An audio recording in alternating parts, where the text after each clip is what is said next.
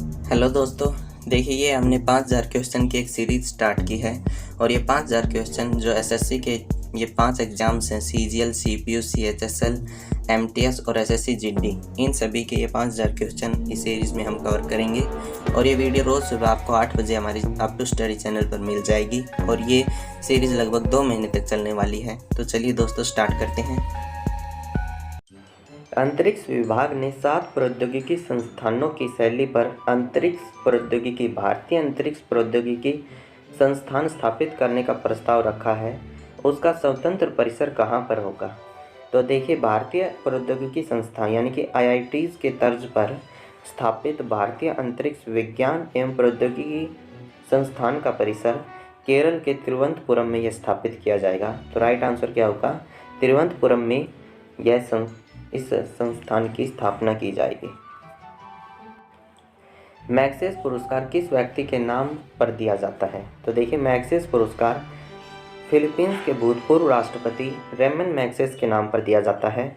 और यह पुरस्कार अप्रैल 1957 को इस पुरस्कार की शुरुआत की गई थी रॉकफेलर ब्रदर्स फंड के द्वारा। रॉकफेलर ब्रदर्स फंड ने इनकी शुरुआत की थी 1957 को। तो यहाँ पर राइट आंसर क्या होगा? फिलीपींस के भूतपूर्व राष्ट्रपति के नाम पर मैग्सेस पुरस्कार दिया जाता है। भारत द्वारा अंटार्कटिक में स्थापित अनुसंधान स्टेशन का नाम क्या है? तो देखिए, भारत का अंटार्कटिक में स्थापित अनुसंधान स्टेशन है दक्षिणी गंगोत्री। भारत का अंटार्कटिक में दक्षिणी गंगोत्री नामक स्टेशन की स्थापना 1983 में की गई थी। और उसके वर्ष 1988 से 89 में वहाँ पर मैत्री नामक द्वितीय स्टेशन की स्थापना की गई। और भारती नामक तीसरे स्टेशन की स्थापना भी अंटार्कटिक क्षेत्र में की जा रही है। होम्योपैथी के संस्थापक कौन है? तो देखिए, होम्योपैथी के संस्थापक हाहनमैन को माना जाता है। नेक्स्ट है, व्हीलर द्वीप कहाँ पर स्थित है? तो देखिए, व्हीलर द्वीप का जो नया नाम है वो है एपीजे अब्दुल कलाम द्वीप। और ये व्हीलर द्वीप कहाँ पर स्थित है? ये उड़ीसा के तट पर स्थित है। और यहाँ से डीआरडीओ द्वारा जो मिसाइल का जो टेस्ट है वो किया जाता है ज़्यादातर। आर्यभट्ट सैटेलाइट को कहाँ से छोड़ा गया था? तो देखिए, आर्यभट्ट सैटेलाइट को रूस की मदद से छोड़ा गया था 19 अप्रैल 1975 को। जो रूस का रॉकेट है कॉस्मोस 3M रॉकेट, इसकी मदद से आर्यभट्ट सैटेलाइट को 1975 को लॉन्च किया गया था। और यहाँ पर राइट आंसर क्या होगा? इनमें से कोई भी नहीं। सदा ए सरहद बस सेवा किन 2 शहरों को जोड़ता है? तो देखिए, सदा ए सरहद बस सेवा यह दिल्ली से लाहौर के मध्य में चलाई गई थी, सदा ए सरहद बस सेवा को। किस राष्ट्रीय राजमार्ग को शेरशाह सूरी मार्ग कहा जाता है? तो देखिए, जो राष्ट्रीय राजमार्ग नंबर 1 है इसे शेरशाह सूरी राष्ट्रीय राजमार्ग कहा जाता है। शेरशाह सूरी ने यह रोड बांग्लादेश से लेकर अफ़गानिस्तान तक, यानी कि बांग्लादेश, फिर भारत, पाकिस्तान और अफ़गानिस्तान तक इस सड़क को बनाया था। और इसे ग्रैंड ट्रंक रोड के नाम से जाना जाता था। लेकिन वर्तमान में इसे 2 हाईवे के अंदर तोड़ दिया गया है। पहला जो है वो नेशनल हाईवे 1 है, ये दिल्ली से लेकर पाकिस्तान की तरफ जाता है। दूसरा जो है वो दिल्ली से कलकत्ता की तरफ जाता है। निम्नलिखित में से कौन सा स्मारक सबसे पुराना है? तो यहाँ पर देखिए, दिए गए विकल्पों के अंदर अजंता की गुफाएं सबसे पुरानी स्मारक है। यह औरंगाबाद महाराष्ट्र में स्थित है और इनका निर्माण 200 ईस्वी पूर्व से 700 ईस्वी पूर्व के मध्य में हुआ था। शेष अन्य स्मारकों की अगर बात करें तो यहाँ पर खजुराहो का जो निर्माण है वो 950 से लेकर 1050 ईस्वी तक हुआ था। और कुतुब मीनार का 1193 ईस्वी में, और ताजमहल का 1630 से लेकर 1652 तक। तो यहाँ पर सबसे पुरानी है अजंता की गुफाएं। इनका निर्माण कब हुआ था? 200 ईस्वी पूर्व से लेकर 700 ईस्वी तक। केरल किसकी खेती के लिए प्रसिद्ध है? तो देखिए, केरल के अंदर नारियल, काली मिर्च, रबड़, इन सभी की खेती प्रमुखतः की जाती है। और चावल की खेती कहाँ पर की जाती है? चावल की खेती सबसे ज़्यादा पश्चिम बंगाल के अंदर की जाती है, जबकि नारियल, काली मिर्च, रबड़, इन सभी की खेती केरल में की जाती है। किस नगर में 2 रेलवे जोन का मुख्यालय स्थापित है? तो देखिए, कोलकाता और मुंबई के अंदर 2 रेलवे जोन है। कोलकाता और मुंबई की अगर बात करें तो देखिए, कोलकाता में ईस्टर्न रेलवे जोन और दक्षिण पूर्वी रेलवे जोन है, जबकि मुंबई में वेस्टर्न रेलवे जोन और सेंट्रल रेलवे जोन, यानी कि इन दोनों शहरों के अंदर दो रेलवे जोन स्थापित हैं। भोपाल गैस त्रासदी में उत्सर्जित गैस कौन सी थी? तो देखिए, भोपाल गैस त्रासदी मिथाइल आइसोसाइनाइट गैस के रिसाव के कारण हुई थी। Methyl isocyanate. भारत में योजनाबद्ध बसा शहर कौन सा है? तो देखिए, भारत के अंदर चंडीगढ़ जो है वो योजनाबद्ध तरीके से बसाया गया शहर है। और इसकी स्थापना किसने की थी? तो इसे फ्रांसीसी वास्तुकार ली कार्बूजियर ने इसे बसाया था, चंडीगढ़ शहर को। और यह आधुनिक भारत का प्रथम योजनाबद्ध शहर है। भारत भूटान संबंधों का आर्थिक आधार क्या है? तो देखिए, भारत भूटान संबंधों का आर्थिक आधार पनबिजली उत्पादन है, hydro electric power generation. Bhutan Bharat की मदद से 4 बड़ी पनबिजली परियोजनाएं और कई छोटी व सूक्ष्म पनबिजली परियोजनाओं का संचालन करता है। तो यहाँ पर राइट आंसर क्या होगा? Hydro electric power generation. तो ये भारत और भूटान के संबंधों का आर्थिक आधार है पनबिजली उत्पादन। भारत और रूस द्वारा संचालित संयुक्त द्विवार्षिक सैन्य अभ्यास का नाम क्या है? तो देखिए, भारत और रूस के मध्य में द्विवार्षिक सैन्य अभ्यास का नाम है इंदिरा। इसमें IND का अर्थ होता है इंडिया और RA का अर्थ होता है रूस। इस अभ्यास की शुरुआत 2003 से हुई थी। तो देखिए, भारत और रूस के मध्य में कौन सा द्विवार्षिक सैन्य अभ्यास होता है? इंदिरा। MS Excel में निम्न में कौन सा प्रक्रिया सूची के अंतर्गत उच्चतम मान ज्ञात करने के लिए प्रयुक्त किया जाता है? तो देखिए, MS Excel के अंदर उच्चतम मान ज्ञात करने के लिए मैक्स का प्रयोग किया जाता है। नेक्स्ट है, माइक्रोसॉफ्ट वर्ड में हमें चुने गए पैराग्राफ को बाईं ओर खिसकाने की अनुमति देता है। तो देखिए, बाईं ओर खिसकाने की अनुमति डिक्रीज इंडेंट के द्वारा दी जाती है और दाईं ओर खिसकाने की जो अनुमति है वो इंक्रीज इंडेंट के द्वारा दी जाती है। सनलैब जावा कार में आपकी कार का नेटवर्क बाहरी दुनिया से जोड़ने के लिए किस प्रौद्योगिकी का प्रयोग किया जाता है? तो देखिए, कार के अंदर जो नेटवर्क है उसे जोड़े रखने के लिए अंतःस्थापित प्रौद्योगिकी का प्रयोग किया जाता है। सनलैब जावा कारों के अंदर हमारी कार का नेटवर्क जोड़ने के लिए बाहरी दुनिया से अंतःस्थापित प्रौद्योगिकी का प्रयोग किया जाता है। किसी संकर कंप्यूटर में निम्न में किन विशेषताओं का समन्वय होता है? तो देखिए, संकर कंप्यूटर के अंदर कौन सी विशेषताएं मुख्यतः पाई जाती हैं? तो संकर कंप्यूटर में अनुरूप तथा अंकीय कंप्यूटरों का समन्वय होता है। अनुरूप तथा अंकीय कंप्यूटरों का। निम्न में से कौन सी डिस्क प्रचलन तंत्र DOS कमांड है? तो देखिए, डिस्क प्रचलन तंत्र कमांड जो फॉर्मेट है ये एक डिस्क प्रचलन तंत्र कमांड है। जब कोई कंप्यूटर कोई क्रमादेश लागू करता है तो वह क्रमादेश कहाँ पर अटक जाता है? तो देखिए, जब कोई कंप्यूटर क्रमादेश लागू करता है तो वह डाटा संग्रह प्राथमिक मेमोरी संग्रह यानी कि रैम के अंदर अटक जाता है। रैम अस्थिर या वोलेटाइल मेमोरी होती है और यहाँ बिजली का संचालन बंद होने पर सूचनाएं खो जाती है इसके अंदर। तो देखिए, रैम में जो डाटा होता है वह अटक जाता है जब कंप्यूटर कोई क्रमादेश लागू करता है। टेलनेट का तात्पर्य क्या है? तो देखिए, टेलनेट का जो विस्तारित रूप है वो है टेलीटाइप नेटवर्क। ऑपरेटिंग सिस्टम में राउंड रॉबिन शेड्यूलिंग से आप क्या तात्पर्य है? तो देखिए, जो राउंड रॉबिन शेड्यूलिंग होता है ऑपरेटिंग सिस्टम के अंदर वो एक प्रकार का शेड्यूलिंग होता है जिसके तहत प्रत्येक प्रोसेस को एग्जीक्यूट करने के लिए एक निर्धारित समय प्रदान किया जाता है। तो उस जो टाइम पीरियड को क्या कहते हैं? राउंड रॉबिन शेड्यूलिंग कहा जाता है। निम्न में कौन सी युक्ति ऑपरेटर नहीं है? तो यहाँ पर देखिए, जो ऐड है ये एक ऑपरेटर युक्ति नहीं है, बाकी नॉट, एंड और ये तीनों प्रकार के ऑपरेटर युक्तियां हैं।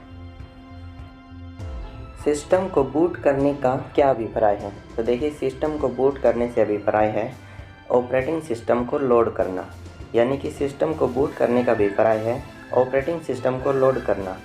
कंप्यूटर के ऑन होने पर मॉनिटर स्क्रीन पर डेस्कटॉप प्रदर्शित होने तक की प्रक्रिया को बूटिंग कहा जाता है और ऑन या ऑफ बटन दबाकर कंप्यूटर को खोलने की क्रिया को कोल्ड बूटिंग कहा जाता है। अगर कंप्यूटर खुला हो परंतु ऑफ न हो रहा हो तो कंप्यूटर कीबोर्ड को Alt + Ctrl + डिलीट दबाकर रीसेट बटन दबाकर या फिर रीस्टार्ट करना या फिर वार्म बूटिंग यह कहलाता है। तो बूटिंग 3 प्रकार की होती है, वार्म बूटिंग, कोल्ड बूटिंग और एक सिंपल जो बूटिंग होती है। वार्म बूटिंग में रीसेट किया जाता है कंप्यूटर को, और कोल्ड बूटिंग में बटन दबाकर ऑन या ऑफ किया जाता है, और सिंपल बूटिंग के अंदर जब सिस्टम लोड होता है ऑपरेटिंग सिस्टम, तो उस प्रक्रिया को क्या कहते हैं, बूटिंग कहते हैं। तो राइट आंसर होगा बूटिंग क्या है, ऑपरेटिंग सिस्टम को लोड करना। नेफ्थलीन का मुख्य स्रोत क्या है? तो देखिए नेफ्थलीन मुख्यतः चारकोल के अंदर पाया जाता है। नेक्स्ट है विकृतीकृत स्प्रिट एथेनॉल का मिश्रण है। तो देखिए जो पायरिडीन है ये एक विकृतीकृत स्प्रिट एथेनॉल का पायरिडीन के साथ एक मिश्रण होता है, और यह पीने योग्य नहीं होता, यह एक विलायक के रूप में उपयोग में लाया जाता है।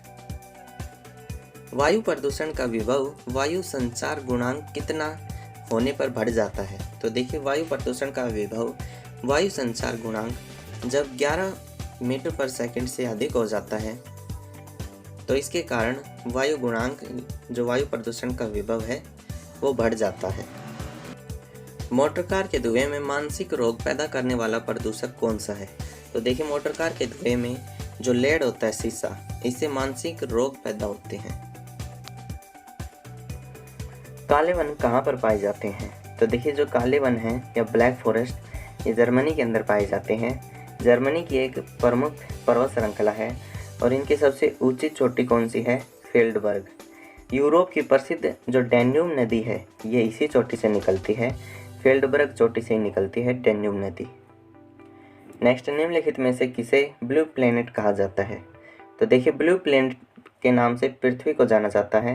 पृथ्वी को नीला ग्रह इसलिए कहा जाता है क्योंकि यहाँ पर जल की अधिकता के कारण आसमान से यानी कि अंतरिक्ष से देखने पर पृथ्वी नीली दिखाई देती है, इसी कारण पृथ्वी को ब्लू प्लेनेट कहते हैं।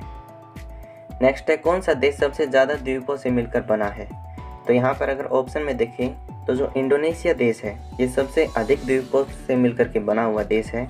इंडोनेशिया जो पश्चिम में आसे से लेकर और पूर्व में टार्स जलमरुमध्य तक हिंद महासागर और प्रशांत महासागर के मध्य अवस्थित है। निम्नलिखित में से किस क्षेत्र में मध्य यात्री सूर्य को देखा जा सकता है? तो देखिए मध्य यात्री सूर्य को आर्कटिक और अंटार्कटिक क्षेत्र में जो देश आते हैं उनमें देखा जा सकता है, जैसे कि डेनमार्क, फिनलैंड, नॉर्वे, स्वीडन, रूस, संयुक्त राज्य अमेरिका यानी कि इसका जो देश है अलास्का और आइसलैंड, इन देशों में यह मध्य यात्री सूर्य को देखा जा सकता है। यह एक प्राकृतिक घटना है। नेक्स्ट है तुल्यकाली उपग्रह पृथ्वी के गिर्द घूमता है। तो देखिए जो तुल्यकाली उपग्रह होता है वो पृथ्वी के पश्चिम से पूर्व की तरफ घूमता है। भूस्थिर उपग्रह पृथ्वी के चारों ओर विषुवतीय तल से पृथ्वी के सहज चक्रण की दिशा में पश्चिम से पूर्व में 24 घंटे के आवर्तकाल में से यह चक्कर लगाता है, तथा यह उपग्रह पृथ्वी पर स्थित पर्यवेक्षक की स्थायी प्रतीत होता है। निम्नलिखित में से किस राज्य की भूमि भारत के पूर्वी और पश्चिमी तटों पर है? तो देखिए जो पांडिचेरी है इसकी भूमि भारत के पूर्वी और पश्चिमी तटों दोनों तटों पर स्थित है। पांडिचेरी संघ शासित क्षेत्र की भूमि भारत के पूर्वी और पश्चिमी दोनों तटों पर स्थित है। वस्तुतः पांडिचेरी के 4 जिले इस प्रकार हैं। पांडिचेरी व करिक्कल, इसकी भूमि तमिलनाडु तट पर यानी कि पूर्वी तट पर स्थित है। फिर दूसरे नंबर पर आता है यमन। तो यमन की भूमि ये आंध्र प्रदेश के तट पर यानी कि पूर्व की तट पर स्थित है। और जो माहे जिला है पांडिचेरी का, इसकी भूमि केरल यानी कि पश्चिमी तट पर है।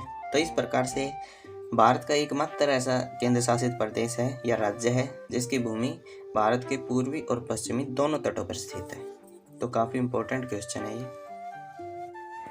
भारत में पहली तेल की जो रिफाइनरी है वो कहाँ पर स्थापित की गई थी? तो देखिए भारत की पहली तेल रिफाइनरी को डिगबोई जो असम के अंदर स्थित है वहाँ पर स्थापित किया गया था। डिगबोई पहली तेल रिफाइनरी है और इसे असम ऑयल कंपनी लिमिटेड ने 1901 ईस्वी में स्थापित किया था। और यह विश्व की सबसे पुरानी चालू रिफाइनरी है, यानी कि इतनी पुरानी रिफाइनरी अभी तक कोई भी चालू नहीं है। लेकिन डिगबोई जो रिफाइनरी है ये 1901 से लेकर अब तक चालू कंडीशन में है। नेक्स्ट है भारत की सबसे पुरानी नदी घाटी परियोजना कौन सी है? तो देखिए सबसे पुरानी नदी घाटी परियोजना दामोदर नदी घाटी परियोजना है। इसकी स्थापना कब की गई थी? इसकी स्थापना जुलाई 1948 के अंदर इसे स्टार्ट किया गया था। और ये कहाँ पर स्थित है? तो दामोदर नदी घाटी परियोजना ये बिहार और पश्चिम बंगाल जो राज्य है उसके विकास के लिए इसे स्थापित किया गया था। और दामोदर नदी को पश्चिम बंगाल का शोक भी कहा जाता है और बिहार के शोक के नाम से कोसी नदी को जाना जाता है। निम्नलिखित में से कौन सा एक मोड़दार पर्वत का एक उदाहरण नहीं है? तो यहाँ पर देखिए, जो अरावली पर्वत है वो मोड़दार पर्वत का उदाहरण नहीं है। अरावली पर्वत एक अवशिष्ट पर्वत है। बाकी अगर देखें, हिमालय, रॉकी और एंडीज पर्वत, ये सभी जितनी भी श्रृंखलाएं हैं ये मोड़दार पर्वत का एक उदाहरण है। नेक्स्ट है, भागीरथी और अलकनंदा का संगम कहाँ पर होता है? तो देखिए, जो भागीरथी नदी है और अलकनंदा नदी है ये दोनों देवप्रयाग में आकर के मिलती है और यहीं से जो गंगा है वो इनकी जो संयुक्त धारा है उसको गंगा नाम दिया गया है। गंगा नदी भागीरथी और अलकनंदा नदियों की संयुक्त धारा को कहते हैं और ये दोनों देवप्रयाग में आकर के मिलती है। भारत में स्थापित पहला परमाणु संयंत्र कौन सा है? तो देखिए, भारत में जो पहला परमाणु संयंत्र है वो तारापुर है।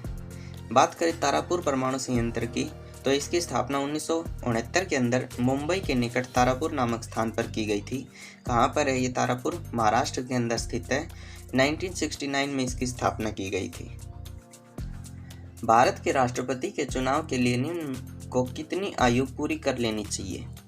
तो देखिए, भारत के राष्ट्रपति के लिए कम से कम आयु 35 वर्ष होनी चाहिए। राज्यपाल हो या राष्ट्रपति, दोनों के लिए कम से कम आयु कितनी होनी चाहिए? 35 वर्ष। और राष्ट्रपति के लिए कम से कम आयु 35 वर्ष होगी। इस बात का जिक्र आर्टिकल 58 के अंदर किया गया है।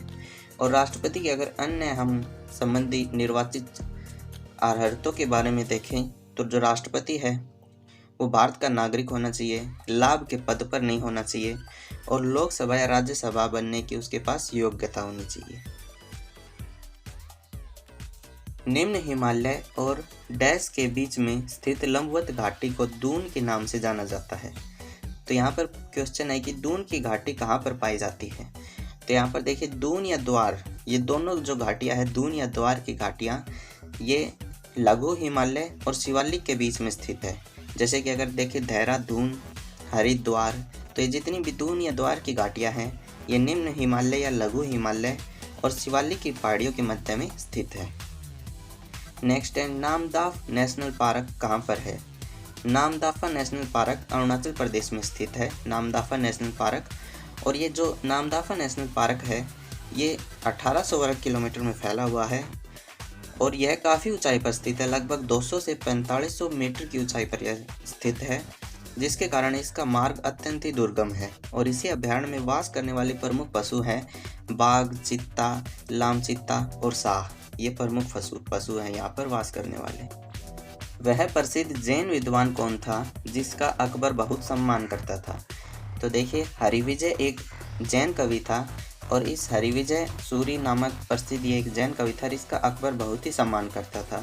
और हरिविजय को अकबर ने जगत गुरु की उपाधि से नवाजा था। किसकी उपाधि से? जगत गुरु की उपाधि से नवाजा था। नेक्स्ट है, ब्रिटिश ईस्ट इंडिया कंपनी के हाथों से सत्ता का हस्तांतरण सम्राट के हाथों में चला गया। यह पत्र कहाँ पर पढ़ा गया था? तो देखिए, जब 1857 का विद्रोह हुआ था तो उसके बाद में इंडिया के अंदर ब्रिटिश ईस्ट इंडिया के हाथों से सत्ता लेकर के सीधे क्राउन के हाथों में सत्ता चली गई थी। और यह सत्ता 1 नवंबर 1858 को इसका हस्तांतरण किया गया था लॉर्ड कैनिंग के टाइम में। और यह पत्र इलाहाबाद के मिंटो पार्क में पढ़ा गया था। महारानी विक्टोरिया का यह एक घोषणा पत्र था। कहाँ पर पढ़ा गया था? इलाहाबाद के मिंटो पार्क में 1 नवंबर 1858 को। भारत के राष्ट्रपति पर महाअभियोग की विधि कहाँ से अपनाई गई है? तो देखिए, भारत के राष्ट्रपति पर महाअभियोग की विधि को अमेरिका यानी कि यूएसए से अपनाया गया है और इसका वर्णन आर्टिकल 61 में मिलता है हमें। और भारत का एक राष्ट्रपति होगा, इसका जो वर्णन है वो आर्टिकल 52 के अंदर हमें इसका वर्णन मिलता है। और भारत के राष्ट्रपति को भाग 5 के अंदर रखा गया है।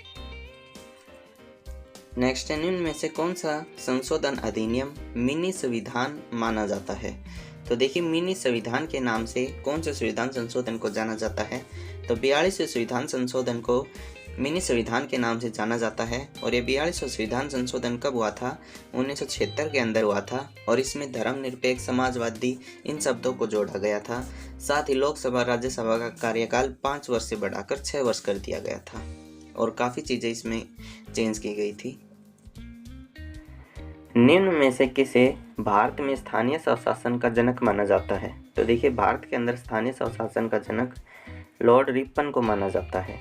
लॉर्ड रिपन के कार्यकाल में स्थानीय स्वशासन को पारित किया गया था और यह कब किया गया था? 1882 ईस्वी के अंदर।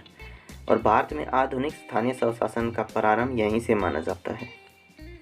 नेक्स्ट है, खिलाफत आंदोलन किसको अपमानित करने के खिलाफ विरोध करने के लिए प्रारंभ किया गया था? तो देखिए, जो खिलाफत आंदोलन था वो जो टर्की के अंदर अंग्रेज थे वो खलीफा का पद ख़त्म कर रहे थे, तो उसी के विरोध में खिलाफत आंदोलन 17 अक्टूबर 1919 को भारत में अली बंधुओं के द्वारा चलाया गया था। तो ये किसके विरोध में चलाया गया था? टर्किश खलीफा के पद के समाप्ति के विरोध में चलाया गया था। अंग्रेज इस पद को क्यों समाप्त कर रहे थे? क्योंकि वो टर्की के अंदर जितने भी मुसलमान थे वो खलीफा की बात मानते थे। कोंकण तट कहाँ से कहाँ तक फैला हुआ है? तो देखिए, कोंकण जो तट है ये दमन से गोवा तक फैला हुआ है। जो पश्चिमी हिस्सा होता है अपना, ये जैसे अपना भारत है तो यहाँ का जो ये पश्चिमी हिस्सा है इस पर कोंकण तट फैला हुआ है। इस पश्चिमी हिस्से पर 3 तट हैं, कोंकण, केनरा और मालाबार। ये कोंकण है, ये केनरा है और ये मालाबार तट है। और इस पूरे तट को क्या कहा जाता है? सह्याद्री पर्वत के नाम से इसे जाना जाता है, जो पश्चिमी तट है। और पूर्वी तट को महेंद्रगिरी पर्वत के नाम से जाना जाता है। तो कोंकण तट कहाँ से कहाँ तक फैला हुआ है? तो यह दमन से गोवा तक कोंकण तट फैला हुआ है। नेक्स्ट है, निम्नलिखित में से सबसे ऊंचा शिखर कौन सा है? तो यहाँ पर देखिए, जो नंगा पर्वत है यह सबसे ऊंचा पर्वत शिखर है। नंगा पर्वत की ऊंचाई लगभग 8125 है। उसके बाद में नंदा देवी है ऑप्शन में, फिर कामेत और लास्ट में आता है कुनलुन। उपन्यास नील दर्पण का अंग्रेजी में अनुवाद किसने किया था? तो देखिए, नील दर्पण जो उपन्यास है यह किसानों पर जो अत्याचार किए जाते थे, जानबूझकर उनसे नील की खेती करवाई जाती थी, उस पर यह उपन्यास लिखा गया था। किसके द्वारा लिखा गया था? तो यह उपन्यास दीनबंधु मित्र के द्वारा लिखा गया था और इसका अंग्रेजी में अनुवाद किसने किया था? मधुसूदन ने। नेक्स्ट है, निम्नलिखित में से वह अकेली रानी कौन थी जिसने दिल्ली पर शासन किया? तो देखिए, दिल्ली पर एकमात्र जो रानी थी वह थी रजिया सुल्तान। रजिया सुल्तान ने दिल्ली पर शासन किया था। यह इल्तुतमिश की पुत्री थी और इसने पर्दा प्रथा का त्याग किया था और यह पुरुषों की तरह चोगा एवं कुला पहनकर राज दरबार में खुले मुंह आती थी। और इसका शासनकाल क्या था? 1236 से 1240। बाद में 1240 के अंदर कैथल के अंदर इसकी मृत्यु यानी कि इसकी हत्या की जाती है और यह एकमात्र शासिका थी। गुलाम वंश से यह संबंध रखती थी। वह प्रधानमंत्री कौन है जिन्होंने अपने कार्यकाल के दौरान किसी भी अधिवेशन में भाग नहीं लिया? तो वह प्रधानमंत्री चौधरी चरण सिंह थे। देखिए, चौधरी चरण सिंह ने अपने पूरे कार्यकाल के दौरान संसद के अधिवेशन में भाग नहीं लिया। इनका जो टाइम पीरियड था, कार्यकाल था, वह क्या था? 1979 से 1980 तक था। नेक्स्ट है, भारत में प्रत्यक्ष लोकतंत्र का उदाहरण क्या है? तो प्रत्यक्ष लोकतंत्र का उदाहरण है ग्राम सभा। देखिए, ग्राम सभा का गठन ग्राम पंचायत के 18 वर्ष से अधिक उम्र के व्यक्तियों को मिलाकर किया जाता है और ग्राम सभा की बैठक में संबंधित ग्राम सभा के सभी निवासी भाग लेते हैं। अतः यह प्रत्यक्ष लोकतंत्र का भाग है। और जैसे कि राष्ट्रपति का चुनाव होता है वो एक अप्रत्यक्ष तौर पर होता है क्योंकि उसमें सीधे तौर पर जनता भाग नहीं लेती। निम्नलिखित में से कौन सा संयुक्त राष्ट्र का अंग नहीं है? तो संयुक्त राष्ट्र के 6 अंग हैं। देखिए, महासभा, सुरक्षा परिषद, आर्थिक व सामाजिक परिषद, न्यायिकता परिषद, अंतर्राष्ट्रीय न्यायालय व सचिवालय। तो इनमें से देखिए, अंतर्राष्ट्रीय न्यायालय व सचिवालय है, न्यायिकता परिषद भी है, आर्थिक और सामाजिक परिषद भी है।